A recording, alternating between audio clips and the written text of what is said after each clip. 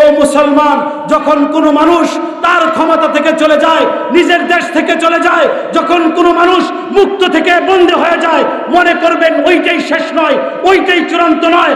আবার দিন আসবে, ওই কারাগারের ভিতর থেকে ওই লোকগুলো আবার বের হবে, আবার হুঙ্কার দিবে। ক্ষমতার পরিবর্তন আল্লাহ পাক কাউকে এককভাবে দেন নাই, ক্ষমতার পরিবর্তন হয়েছে, পালাবর্তন হয়েছে।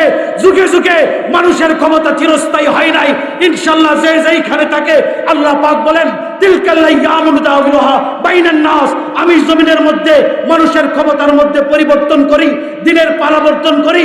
একদিন একদিকে থাকে, পরের দিন আরেক দিকে থাকে।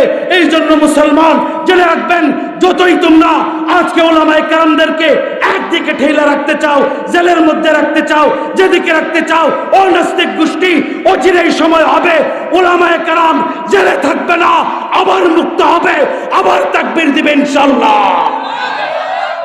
আজীবনেই জেলে থাকবে?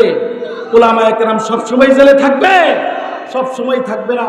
পূর্বে যেরকম ভাবে ওলামায়ে কেরাম নারায়ে তাকবীর বলতো, পূর্বে যেভাবে ওলামায়ে কেরাম কোরআনের কথা বলতো, পূর্বে ওলামায়ে কেরাম যেভাবে জিহাদের কথা বলতো, পূর্বে ওলামায়ে কেরাম যেভাবে মানুষদেরকে দিনের প্রতি ডাকতো, পূর্বে ওলামায়ে কেরাম যুবকদেরকে নিজের পক্ষে ডাকতো, খেলাফত প্রতিষ্ঠার জন্য ডাকতো। ইনশাআল্লাহ সময় হবে আবার যুবকদেরকে ডাক দেওয়া হবে, আবার তরুণদেরকে ডাক দেওয়া হবে, আবার মুসলমানের ইমানের মধ্যে শান দেওয়া হবে, মুসলমান আবার দাঁড়াবে ইনশাআল্লাহ।